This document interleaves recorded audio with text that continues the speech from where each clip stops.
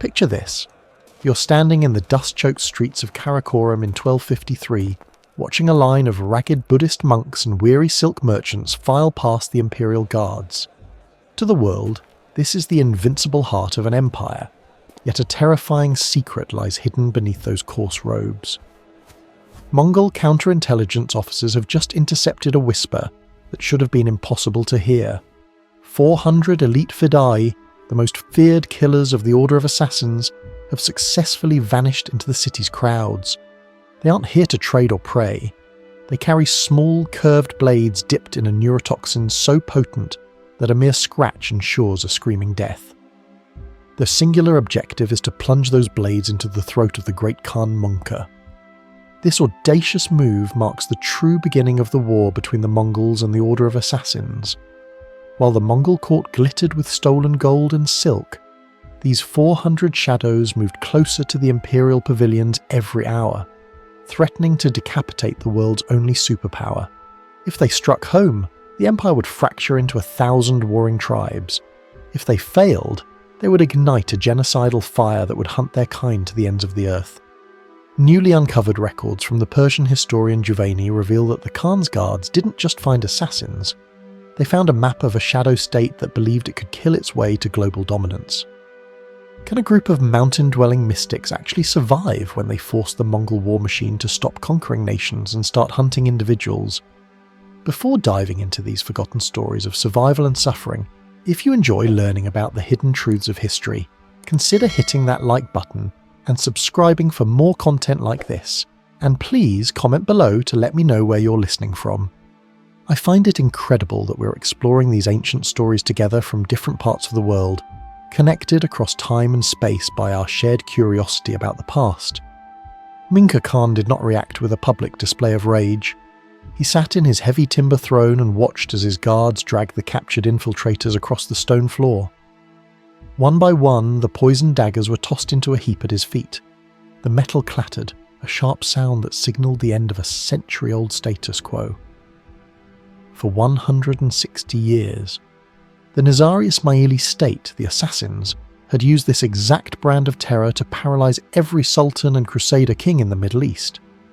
They operated from the Eagle's Nest of Alamut, a fortress perched so high in the Elburz Mountains that the clouds often obscured its gates. They believed the mountains made them gods. They believed the Mongols were just another group of nomadic horsemen who would eventually tire of the steep climbs and go home. They miscalculated the Mongol memory. Munka turned to his brother, Hulagu, and handed him a mandate that bypassed all traditional diplomacy. He ordered Hulagu to march west with 1/5 of the entire empire's military manpower.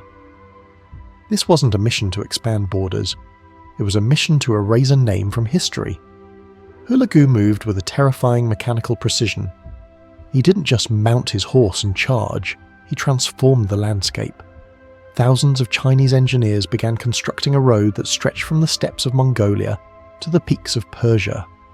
They hammered timber into bridges over raging rivers that had never been crossed by an army. They levelled mountain passes with iron picks and black powder, creating a highway for the heaviest siege equipment the medieval world had ever seen. While the assassins sharpened their knives in their high towers, the Mongols were busy stockpiling grain at intervals of every few miles across thousands of leagues. Hulagu's officials seized every blade of grass and every bushel of wheat along the route, ensuring his 150,000 soldiers would never have to stop to forage. The Mongol war machine was no longer a swarm of horsemen. It had become a slow-grinding hydraulic press. In the mountain fortresses of Quistan, the first assassin outpost watched the horizon. They expected to see a fast-moving cavalry raid that they could wait out behind their thick stone walls. Instead, they saw a literal forest of wood and iron moving toward them. The Mongols brought massive traction trebuchets, disassembled and carried on the backs of thousands of camels. These machines could hurl boulders weighing hundreds of pounds over distances the assassins' archers couldn't even reach. Hulagu's vanguard didn't stop to negotiate. When they reached the first Nizari stronghold, they simply surrounded the mountain, cut the water lines, and began a systematic bombardment that lasted day and night. The sound of stone shattering against stone echoed through the valleys, a rhythmic drumming that announced the arrival of a new kind of war. The assassins had spent generations perfecting the art of the individual kill, but they now faced an enemy that treated war like a massive engineering project. The psychological shock rippled through the Nizari leadership. Their secret messages, once delivered by shadows in the night, were being intercepted by Mongol patrols. Their governors, who had once held kings in check with a single letter, now watched as their outer defences were pulverised by engineers who didn't even care to look them in the eye. As the dust from the first fallen towers drifted toward the grand fortress of Alamut, the reality of the situation became undeniable. The shadow was no longer the hunter, the shadow was being hunted by the sun. To understand why the assassins felt safe while the world's largest army marched toward them, you have to look at the ground beneath their feet. In the harsh, jagged ridges of the Elburz Mountains in northern Persia, there is a peak called Alamut. In the local dialect, the name means the eagle's nest. It is a massive, natural slab of rock that rises vertically out of the valley, accessible only by a single, narrow, winding path that forces any climber to expose their back to the defenders above. In 1090, a man named Hassan-i Sabah didn't capture this fortress through a bloody siege. He infiltrated it, converted the garrison to his radical branch of Ismaili Islam, and simply handed the previous owner a draft of 3,000 gold dinars as payment for a castle he had already stolen. From that moment on, Alamut became the brain of a shadow state that would haunt the nightmares of the medieval world for over a century and a half. Hassan-i Sabah was a master of psychological infrastructure. He knew his small community could never win a pitched battle against the massive Seljuk or Ayyubid empires. Instead, he weaponized the human mind. He transformed the concept of the martyr into a political scalpel. His followers, the Fidai, were trained from youth in the arts of linguistics, disguise, and patience. A Fidai might spend 3 years living as a devout monk in a rival sultan's mosque, gaining the ruler's trust, eating at his table and sleeping at his door. Then, with a single whispered command from Alamut, that monk would draw a blade and end a dynasty in the middle of a crowded Friday prayer. This was the old man of the mountain system. Oh, it was a strategy based on the idea that no king is powerful if he cannot trust his own shadow. Legend often speaks of secret gardens and hashish-induced visions used to brainwash these killers, but the historical reality was far more disciplined. The library at Alamut was one of the greatest centres of learning in the world, filled with texts on astronomy, mathematics, and philosophy. The men who lived there weren't drugged fanatics. They were highly educated operatives who believed that their leader was the infallible mouthpiece of God. This absolute devotion created a terrifying tactical advantage. While other armies fought for gold or land, the assassins fought for a seat in a celestial paradise they believed they had already seen. The Order's power grew until they controlled a network of over 50 mountain fortresses, these stretching from the borders of modern-day Afghanistan to the coast of the Mediterranean. They operated like a medieval version of a private intelligence agency. They would sell their services to the highest bidder, then turn around and assassinate the very person who had hired them if it served their long-term survival. One famous story tells of a Seljuk sultan who sent an army to destroy Alamut. He woke up one morning to find a dagger pinned into the ground next to his bed, accompanied by a note that simply said, "What is placed in the hard ground can also be placed in your soft breast." The Sultan immediately ordered his army to retreat.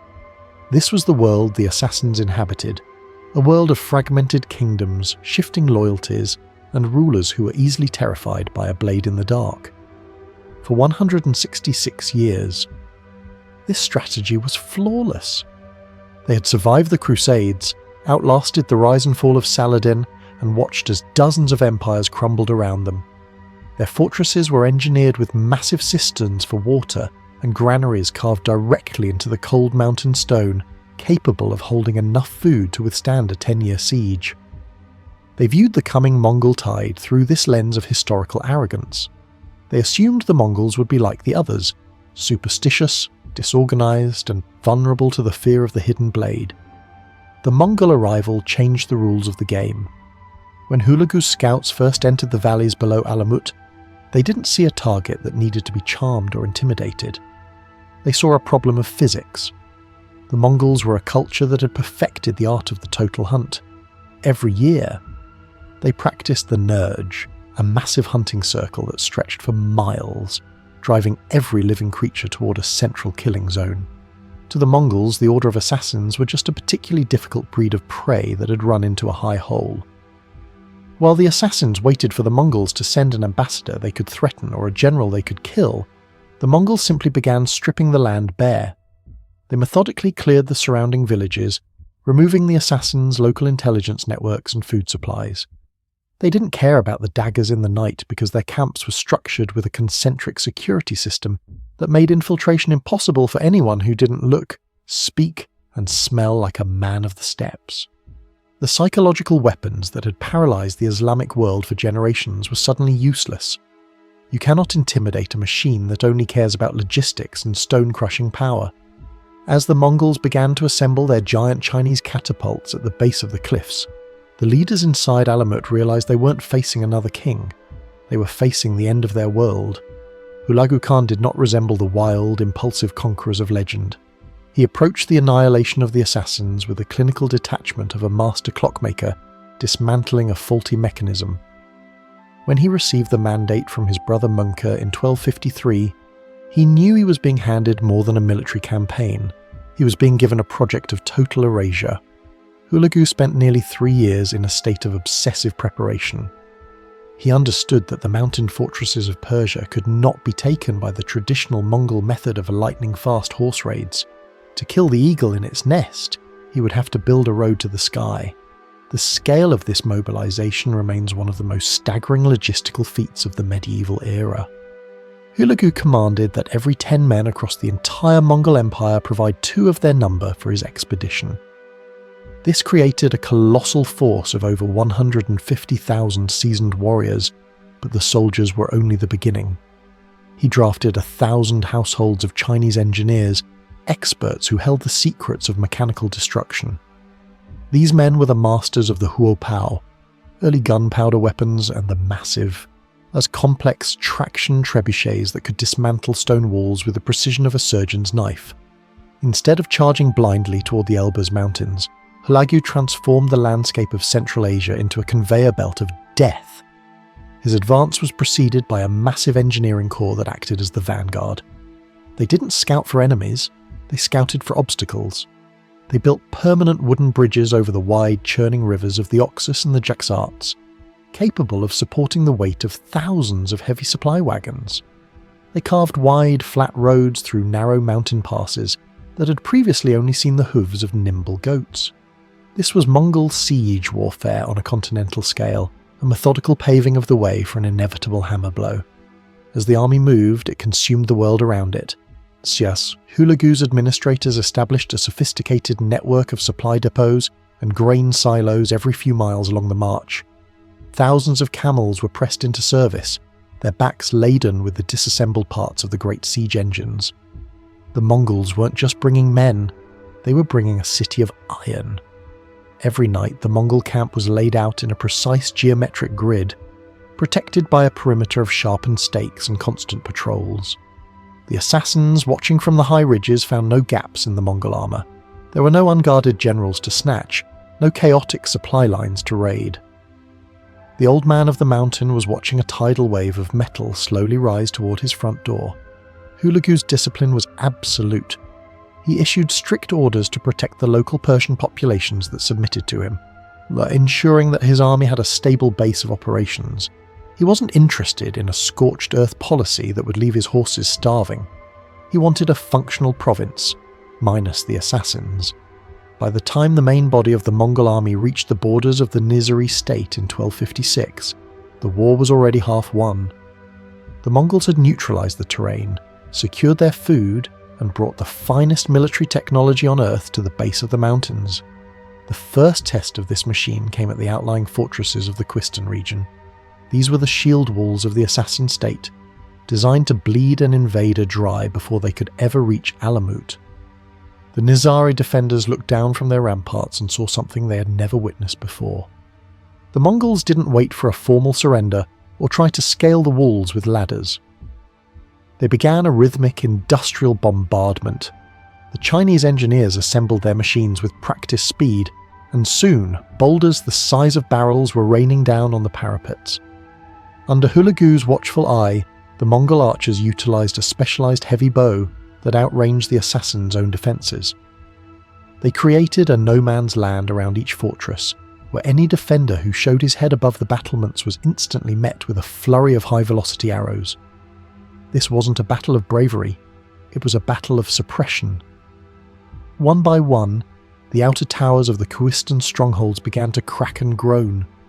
The stone, which had stood for generations against the best armies of the Islamic world, it was being turned into gravel by the persistent mechanical thud of the Mongol trebuchets. Hulagu sat in his command tent, surrounded by astronomers and scholars, reading reports of the progress. He wasn't a man of the sword as much as he was a man of the ledger. He tracked every stone thrown and every bushel of grain consumed. He was the architect of a ruin that hadn't fully collapsed yet, but the foundations were already gone. As the first of the great assassin fortresses in Quistan opened its gates in a desperate plea for mercy, the message to the rest of the order was clear. The mountains were no longer high enough to protect them from the Khan's reach. The high plateau of Quistan, in what is now eastern Iran, had served as the eastern shield of the assassin state for generations. Its landscapes are defined by salt flats, jagged ridges, and a silence that feels heavy with the weight of centuries. Scattered across these heights were dozens of fortresses, each a self-sustaining ecosystem of defiance. The men guarding these walls believed they were the elite. They had spent their lives perfecting the art of the mountain watch, convinced that the sheer verticality of their world was a weapon that no army could overcome. When the first clouds of dust appeared on the eastern horizon in the spring of 1256, the defenders of the fortress of Tun didn't panic. They had seen invaders before. They expected the Mongols to circle the base of their mountain, grow frustrated by the lack of grazing land for their horses, and eventually retreat as the summer heat turned the valleys into ovens. They didn't realise that Hulagu Khan had brought a new definition of time to the battlefield. The Mongol vanguard didn't just arrive, they began to dismantle the very idea of a mountain sanctuary. Hulagu's army moved with a rhythmic industrial persistence that ignored the traditional seasons of war. Thousands of labourers, recruited from across the conquered lands of Central Asia, began digging trenches that encircled the fortress of Tun, cutting off every goat path and secret tunnel. The Mongols weren't looking for a fight, they were looking to build a cage. Once the perimeter was sealed, the Chinese engineers stepped forward.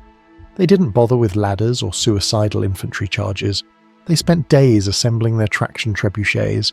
You see massive wooden engines that utilised a team of dozens of men pulling ropes in unison to hurl projectiles. These weren't just simple stones. The engineers used heavy boulders, jars of incendiary naphtha, and even the carcasses of diseased animals to turn the interior of the fortress into a living hell.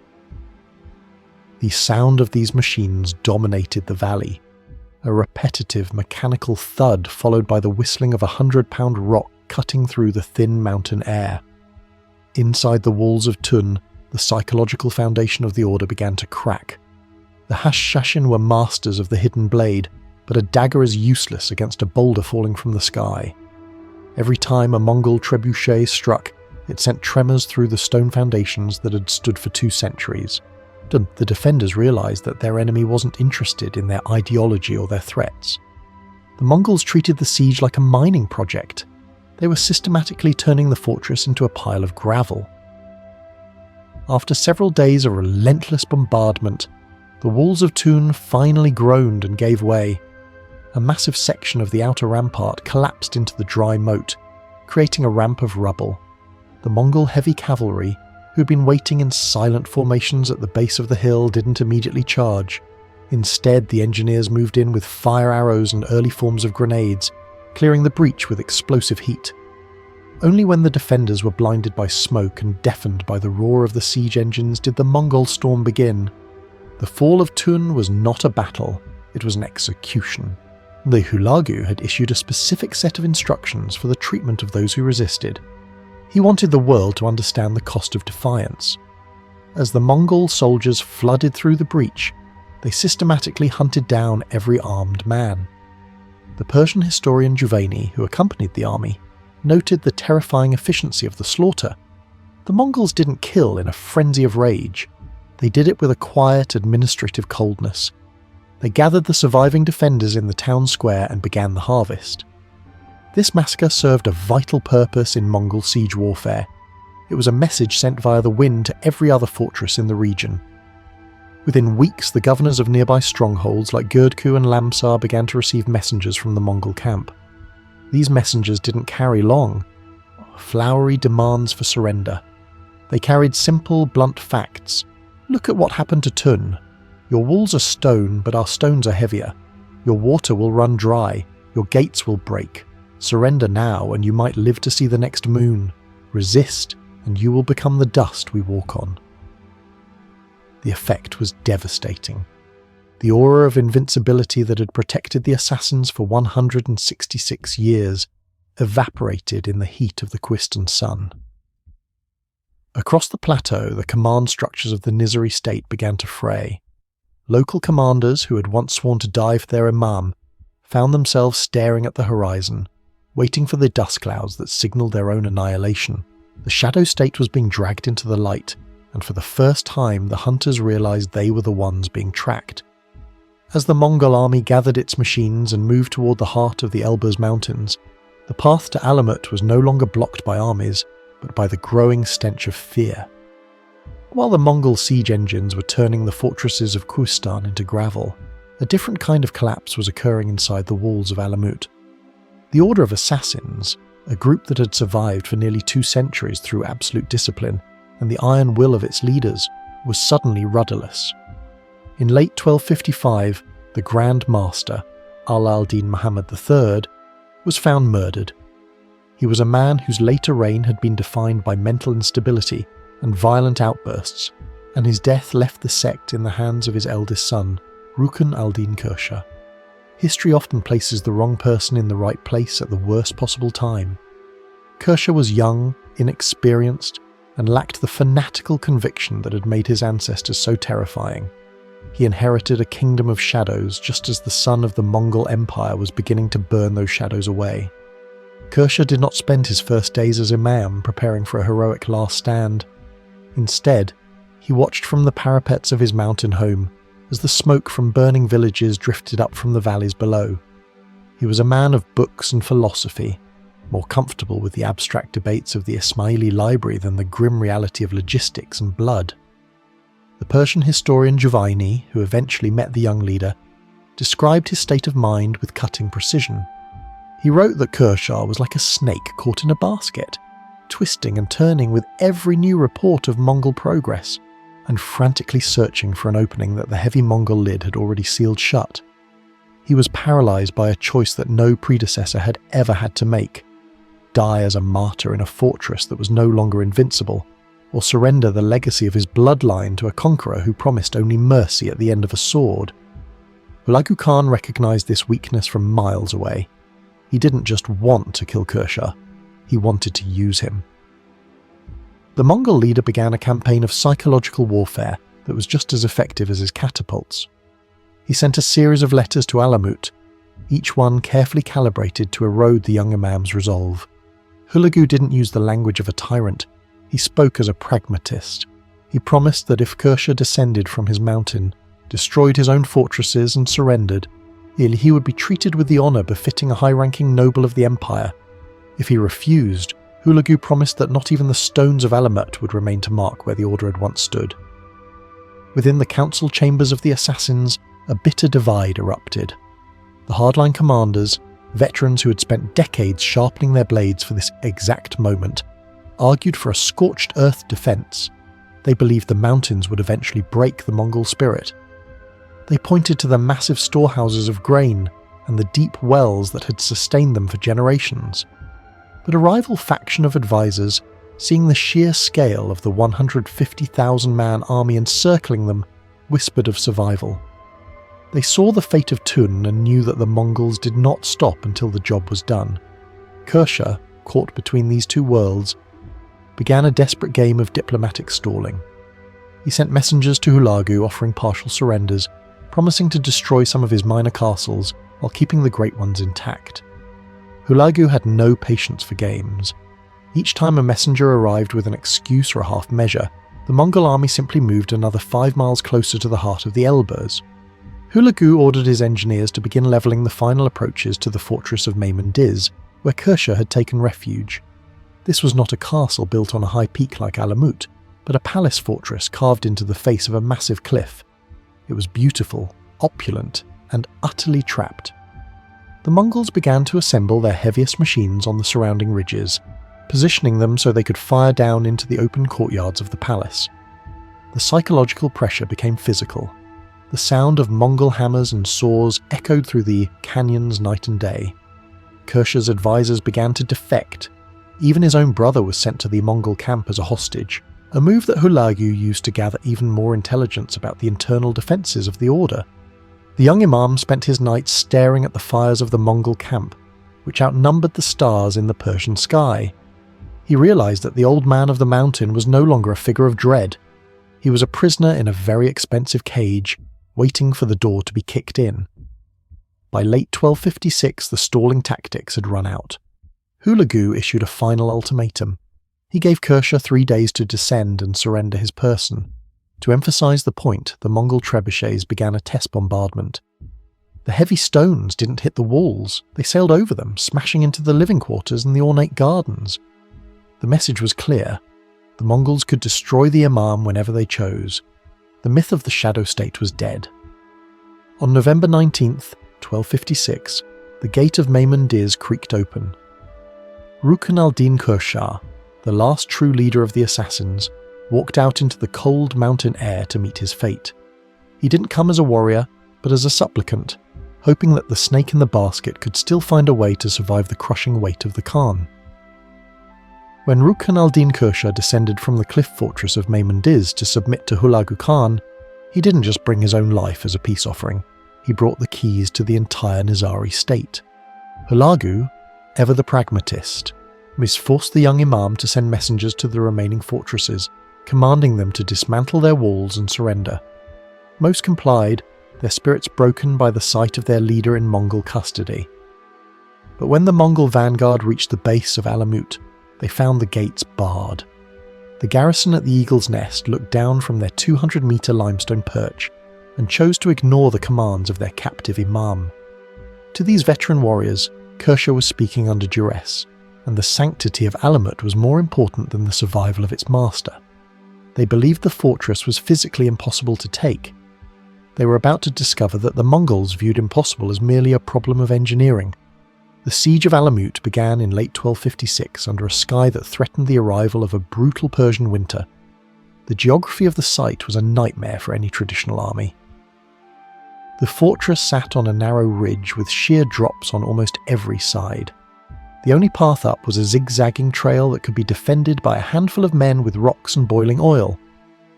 If Hulagu had relied on a direct assault, he would have lost thousands of men for every yard of ground. Instead, he initiated a display of Mongol siege warfare that bordered on the surreal. He ordered his Chinese engineers to disassemble their massive traction trebuchets and carry the components up the adjacent ridges on the backs of thousands of labourers. They didn't just bring weapons, they built a network of high-altitude firing platforms that allowed them to shoot across the chasm directly at the fortress walls. The air around Alamut soon filled with a sound the mountains had never heard, the rhythmic mechanical thud of the Kameni Gore, or oxbows. These were massive mounted crossbows that could fire heavy bolts over vast distances with terrifying accuracy. Mongol archers positioned on the surrounding peaks maintained a constant rain of arrows that pinned the defenders behind their battlements. While the archers provided cover, the heavy trebuchets began their work. They hurled boulders weighing over 100 pounds across the mountain air, smashing into the stone towers of Alamut with the force of modern artillery. The defenders, who had once boasted of their 10-year food supply, watched as their magnificent masonry was slowly hammered into dust. Nature itself tried to intervene. Thick clouds descended on the peaks, and heavy snow began to fall, turning the narrow mountain paths into lethal ice slides. In any other campaign, this would have been the signal for the invaders to retreat to lower ground. But the Mongols were born in the harshest winters of the world. They thrived in the cold. Hulagu's troops didn't move an inch. They remained in their tents at the base of the rock, their engineers continuing to calibrate their machines through the fog and sleet. The sight of the Mongol camp unshaken by the blizzard and continuing its work with machine-like indifference, destroyed the last remnants of the garrison's morale. They realised they weren't fighting men, they were fighting a force of nature that had been harnessed by iron discipline. The final blow wasn't a grand charge, but the realisation of total isolation. The Mongols had systematically intercepted every attempt to send a Fidari out of the gates. The legendary assassins, who for centuries had moved like ghosts through the lines of their enemies, found themselves trapped in a stone cage. On December 15th, 1256, after several days of intense bombardment that breached the outer defences, the garrison of Alamut finally realised that their eagle's nest had become a tomb. They sent word to Hulagu that they would surrender, provided their lives were spared. When the Mongol soldiers finally ascended that narrow path and walked through the gates of Alamut, the world of the Hashashin effectively ended. For 166 years, this rock had been the centre of a shadow empire that dictated the fate of the Middle East. Now, it was just a collection of cold stone buildings filled with starving men and a vast library of secret knowledge. Hulagu did not immediately burn the site. He walked the ramparts himself, marvelling at the sophistication of the water cisterns and the depth of the storehouses. He recognised the genius of the architects who had built this place, even as he prepared to dismantle their legacy forever. The fall of Alamut sent a shockwave through the Islamic world, far greater than any previous Mongol victory. If the eagle's nest could fall, nothing was safe. The shadow that had loomed over the thrones of sultans and kings had been stepped on by the heavy boot of the great Khan, and it would never rise again. Hulagu Khan understood that a living cooperative leader was far more valuable than a dead martyr. Thus, as the gates of Alamut were being dismantled, he didn't cast Rukn al-Din Kushar into a dark dungeon. Instead, he welcomed the young Imam into the Mongol camp with a display of hospitality that bordered on the surreal. Kushar was given a seat of honour at the Khan's table, draped in fine Mongol silks, and treated as a distinguished guest of the empire. This wasn't an act of kindness. It was a cold, calculated performance. Hulagu needed the young leader to act as his herald, a mouthpiece that would convince the remaining holdouts of the Nizari Ismaili State to lay down their arms without the need for more costly sieges. The transition from a sovereign ruler of a mountain empire to a puppet of the Khan happened with agonizing speed. Kursha, perhaps still clinging to the hope of saving his people, or simply paralysed by the luxury of his gilded cage, cooperated fully. He sent messengers to the hundreds of smaller fortresses scattered throughout the region, bearing his personal seal and a clear command: surrender to the Mongols or face the fate of Tun. For many, the sight of their Imam's seal was the final blow to their resolve. Fortresses that had stood for generations opened their gates, their garrisons disarmed and their walls systematically levelled by Mongol engineers. Hulagu even indulged Kursha's personal request to maintain the illusion of a lasting alliance. The young Imam, strangely preoccupied with status even in his downfall, asked for a Mongol bride. Hulagu granted the request, providing him with a girl of low noble birth, and gifted him hundreds of camels and sheep. To the outside observer, it appeared that the old man of the mountain had found a way to survive the Mongol storm by becoming part of the empire's bureaucracy. But beneath this veneer of diplomacy, the Mongol war machine was already preparing for the next phase. While Kursha was feasting in the Mongol tents, Hulagu's officials were meticulously cataloguing every member of the assassin leadership, ensuring they knew exactly who to target once the Imam's usefulness had expired. The limits of this false mercy were tested at the fortresses of Lamsa and Girdku. Unlike the garrison at Alamut, the commanders of these strongholds were unimpressed by Kursha's pleas. They recognised the dynamic for what it was, a hostage speaking for his captor. They refused to surrender, forcing the Mongols to commit to long, grinding blockades. Hulagu's frustration began to leak through his mask of hospitality. He realised that as long as Kursha remained in his camp, he was a distraction, a lingering symbol of a state that Hulagu had been ordered to erase entirely. By the spring of 1257, the strategic landscape had shifted. The majority of the assassin fortresses had been neutralised, and Hulagu's eyes were turning toward a much larger prize, the city of Baghdad and the Abbasid Caliphate. The Nizari Ismaili State was no longer a threat. It was a ghost. Kursha, sensing the change in the atmosphere, made a fatal mistake. He asked for permission to travel to the Great Khan's capital in Karakorum to plead his case directly to Mongol Khan. Hulagu, eager to rid himself of the burden, agreed. He sent the young Imam on a long, arduous journey across the steppes, accompanied by a Mongol escort that was, in reality, a death squad waiting for a signal. The journey was a slow march toward an inevitable end. Kursha travelled thousands of miles believing he was heading toward a diplomatic solution that would secure his family's future. He didn't know that Hulagu had already sent a secret message ahead to the Great Khan. The message was simple: the work in Persia is done, and the instrument of its destruction is no longer required. As the small caravan reached the edges of the Mongolian heartland, the illusion of mercy finally evaporated. The young man who had tried to negotiate with the end of the world found out too late that the Mongols didn't bargain with the past, they simply paved over it. Rukn al-Din Shah reached the outskirts of Karakorum in the summer of 1257, expecting an audience with the great Khan Munke. He had travelled thousands of miles across the high, windswept steppes, bolstered by the gifts Hulagu had given him and the illusion of his own continued relevance. When he arrived at the imperial capital, the gates did not open in welcome. Mongol Khan refused to see him. The Great Khan sent a messenger with a cold, final rejection. "Since you have already surrendered and dismantled your fortresses, why have you come here? Go back to your own lands." This was the Mongol way of declaring that a tool had outlived its use. There were no more castles to trade, no more secrets to sell. Kursha was no longer an imam, he was a logistical burden. The journey back toward Persia began under a heavy cloud of silence, where Kursha's Mongol escort, once presented as a guard of honour, now felt like a funeral procession. In the middle of the Mongolian wilderness, far from any witnesses or the mountain peaks of his home, the order arrived from the Great Khan. The party stopped.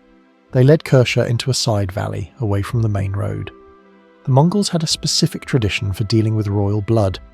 They avoided spilling it upon the earth to prevent the soul from haunting the soil. They threw the last leader of the assassins to the ground and kicked him to death, his ribs shattering under the weight of heavy iron-shod boots. His body was left in the dirt, a nameless heap in a vast, indifferent landscape. While Kursha's life ended in the Mongolian dust, a far more systematic horror was unfolding back in the Elburz Mountains. Hulagu Khan had spent the months of Kursha's absence preparing the final solution for the Nizari Ismaili State. He issued a decree that targeted every man, woman and child associated with the order's leadership. This wasn't the heat of battle. It was a cold, administrative harvest. Mongol patrols moved through the conquered territories with lists of names provided by their intelligence officers. They gathered the surviving garrisons of the surrendered fortresses, men who had laid down their swords on the promise of mercy, and marched them into the valleys. There the Mongols systematically beheaded them. The scale of the liquidation was designed to ensure that the Hashashin could never regroup. Mongol soldiers were ordered to find every male descendant of the Nizari line. They moved through the villages like a scythe through wheat. The Persian historian Juvayni, who was an eyewitness to these events, recorded the chilling efficiency of the process. He described how thousands of Ismailis were rounded up and executed in batches, their heads piled into the grim pyramids that had become a hallmark of Mongol conquest. Even infants were not spared. The Mongols sought to cut the root so the tree could never grow again. Only a few groups survived this initial wave of destruction. Some women and children were spared, not out of compassion, but to be sold into slavery across the empire. A few remote fortresses, most notably Gyurdku, continued to resist. The garrison there watched from their high walls as the rest of their world was systematically erased. They held out for years, a lonely island of defiance in a Mongol sea, but they were no longer a state. They were merely a lingering memory. The institutional power of the assassins, their ability to influence kings, move through shadows and shape the politics of the Middle East, had been pulverized. Hulagu Khan watched the smoke from the last burning assassin villages and realized his work in the Elburz was done. He had achieved in less than 2 years what the greatest generals of the Islamic and Christian worlds had failed to do for nearly 2 centuries. He had turned the Order of the Assassins into a historical footnote. With the threat to his rear neutralized and the mountains cleared of shadows, Hulagu turned his massive army toward the next target on his list, the city of Baghdad. The harvest of heads had provided the blood-soaked soil upon which he would build his own sub-empire, the Ilkhanate. The age of the secret society was over. The age of the Mongol administrator had begun. The smell of smoke over the Elburz Mountains in 1256 didn't just signal the burning of timber and flesh. It carried the scent of charred parchment and ancient ink. While the Mongol soldiers were busy stripping the gold from the walls of Alamut, one man moved through the chaos with a very different purpose. This was Ata-Malik Juvayni, a brilliant Persian historian and high-ranking official in Hulagu Khan's court. He wasn't interested in the treasure chests or the silk hangings. He headed straight for the heart of the fortress, the legendary library of Alamut. For over a century, this room had served as the intellectual nerve centre of the Nizari Ismaili State, housing thousands of volumes on astronomy, mathematics, philosophy, and the secret theological doctrines of the order. Juvayni stood before the massive shelves, knowing he had been granted a terrifying privilege. Hulagu had given him permission to enter the library and select any books he deemed valuable, before the rest were fed to the flames. Juvayni acted as a curator of doom. He moved through the stacks with the calculated eye of a man who served the conquerors, but respected the knowledge of the conquered. He pulled down works on celestial movements and intricate mathematical proofs, recognizing their universal worth to the Mongol administration. He saved a handful of historical chronicles and geographical surveys that would help the empire map its new territories. But when his hands touched the theological texts, the core beliefs and secret rituals that had fueled the fanatical devotion of the Fidari, his expression hardened. Juvayni was a devout Sunni Muslim, and to him, the Ismaili faith was a dangerous heresy that had poisoned the region for far too long. He intentionally left the most sacred texts of the order on the shelves, condemning the internal spiritual history of the assassins to an ash heap. The fire that followed was a cultural extinction event. Once Juvayni exited the building with his small pile of acceptable knowledge, the Mongol torches were tossed into the rooms. The dry, mountain air-cured paper caught instantly. Eyewitnesses described the sky over the valley turning grey with the remains of 160 years of thought. This was a deliberate act of damnatio memoriae, the erasure of a people from the record of time. Hulagu didn't just want the assassins dead, he wanted them forgotten. By burning the library, the Mongols ensured that the world would never hear the assassin's story in their own words. The old man of the mountain would no longer be a philosopher king in his own right, but a caricature of a drug-addled murderer, painted by the pens of those who hated him. This loss of information created a vacuum that was quickly filled by myth and propaganda. Because Juvayni and other pro-Mongol historians were the only ones left to write the accounts, the assassins were stripped of their political complexity.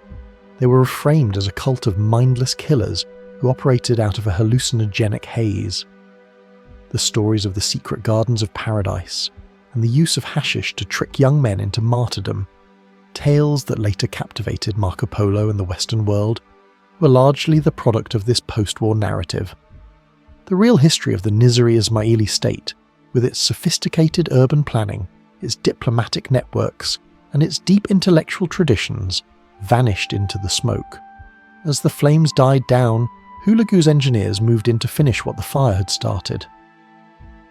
They spent weeks systematically dismantling the stone towers of Alamut, throwing the blocks down into the ravines until the very profile of the mountain was altered. They filled in the deep wells and smashed the intricate irrigation systems that had allowed the fortress to bloom in the desert. They wanted the site to be so inhospitable that no one would ever think to rebuild. The library was gone, the walls were dust, and the leaders were buried in nameless graves. The Mongol victory was so total that for centuries, Vanyabasti. Many historians believed the order had simply blinked out of existence in a single night of fire and blood. Yet, even as the smoke cleared, the irony of Juvayni's mission became apparent. By saving only the useful books and burning the dangerous ones, he inadvertently ensured that the assassins would live on as a ghost in the machine of history. The very act of such extreme destruction made them legendary. The world forgot the reality of their tax codes and their theological debates, but it never forgot the image of the shadow with a blade. The fire at Alamut didn't kill the myth, it forged it into something immortal. The Mongols had conquered the physical world, but in the ashes of the library they had accidentally created a shadow that would haunt the imagination of humanity for the next 1,000 years. The smoke eventually cleared from the Elburz valleys, leaving behind a silence that lasted for centuries. To any traveller passing through the region in the late 13th century, the work of Hulagu Khan appeared absolute. The mountaintops that had once held the world in a grip of terror were now jagged teeth of broken stone, indistinguishable from the natural cliffs. The Great Library was a memory of ash. The Grand Masters were dead, their bloodline supposedly hunted to extinction. On the surface of history, the Mongol war machine had achieved its goal of total annihilation. Yet, as the Mongol Empire itself began to fracture and fade into the annals of time, a strange phenomenon occurred. The shadow did not vanish, it simply changed its shape. Survival for the Nizari Ismailis meant embracing a state of total invisibility. Those who escaped the harvest of heads fled into the remote corners of the world, the high Pamir mountains, the bustling markets of India, and the hidden valleys of Syria. They abandoned the high walls and the poisoned daggers, adopting the practice of taqiyya, or strategic dissimulation. They lived as quiet merchants, humble farmers, and devout scholars, hiding their true identity beneath the surface of everyday life. This was a different kind of warfare, one based on patience rather than provocation. While the Mongols relied on the visible strength of their armies, the Ismailis relied on the invisible strength of their community. The Mongol Empire, for all its terrifying power, was a structure built on conquest and tribute. When the line of great Khans weakened and the horsemen retreated back to the steppes, their administrative grip on Persia dissolved. But the Ismaili faith, stripped of its fortresses and its assassins, proved to be far more durable than the stones of Alamut. Over the centuries, this group evolved from a militant shadow state into a global, peaceful community. Today, the spiritual successor to the Old Man of the Mountain is the Aga Khan, a figure known not for secret killings, but for massive philanthropic efforts, architectural restoration, and international development. The transition from the world's most feared secret society to one of the world's most respected charitable organizations remains one of the most remarkable survival stories in human history. Beyond the religious survival, the ghost of the order took on a second life in the Western imagination. The word assassin itself remains a permanent scar on the English language, a linguistic souvenir of a time when a small group of mountain dwellers could bring empires to their knees. When the Crusaders returned to Europe with tales of the Hashashin, they brought with them a myth that would only grow more distorted with time. In the modern era, this myth has become a multi-billion-dollar industry. We see the echoes of Alamut in the hooded figures of video games, the relentless professionalism of cinematic hitmen, and the high table of modern action epics. We are still fascinated by the idea of the lone individual who can change the course of history with a single, well-placed strike. There is a profound irony in the final reckoning between these two powers. Here, the Mongols sought to preserve their legacy through force and the erasure of their enemies. Yet today, the Mongol Empire exists only in history books and ruins. The Nizari Ismailis, the very people the Mongols tried to wipe from the face of the earth, are still here. They survived not by holding onto their walls, but by letting them go. They realized that a fortress made of stone can be pulverized by a trebuchet, but a fortress made of identity is nearly impossible to breach. The story of the Mongols versus Order of Assassins serves as a timeless study in the nature of power. It shows us that while a superpower can win every battle and destroy every building, it cannot always kill an idea. The eagle's nest fell, the library burned, and the daggers were broken. But the spirit of the people who inhabited those spaces found a way to endure through the darkness. If you've travelled with us through these 10 chapters of blood, shadows, and mountain storms, thank you for your curiosity.